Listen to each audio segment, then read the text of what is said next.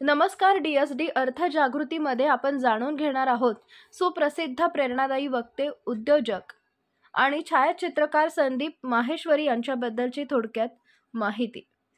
1980 साली एका उद्योगपती घरात दिल्लीमध्ये संदीप यांचा जन्म झाला। हा मुलगा फार हुशार होता, पण स्वभाव मात्र शांत होता। एकलकोंडा होता, त्यामुळे त्याला कुणीही मित्र वगैरे नव्हते। 12वी नंतर त्यांनी किर्डीमल महाविद्यालयातून ग्रॅज्युएशन सुरू केलं, पण ते पूर्ण होऊ शकलं नाही। पण उपजतच व्यवसाय करण्याची आवड होती, त्यामुळे या छोट्या मुलाने स्वतःचा व्यवसायही सुरू केला, पण तो बंद पडला। याचा कुटुंबांचा ॲल्युमिनियमचा व्यवसाय होता। या मुलाने त्यात काम करायला सुरुवात केली, पण दुर्दैवाने तोही व्यवसाय बंद पडला। अगदी तरुण वयातच संदीप यांना अपयशाला सामोरं जावं लागलं। एवढंच नाही तर व्यवसाय बंद झाल्यामुळे त्यांच्या घरची आर्थिक परिस्थिती खालावली। यामुळे संदीप यांनी मार्केटिंग क्षेत्रात काम करायला सुरुवात केली।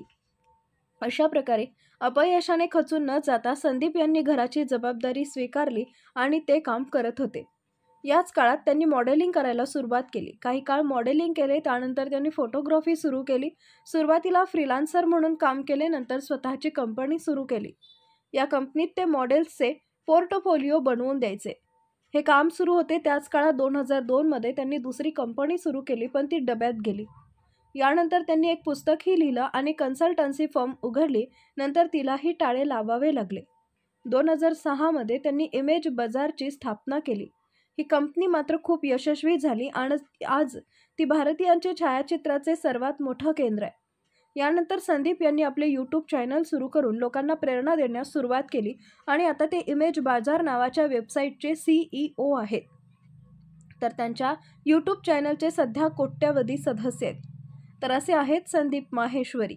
यांच्याबद्दल आपण थोडक्यात माहिती घेतली, पण पुढील भागात आपण त्यांचे प्रेरणादायी विचार जाणून घेणार आहोत।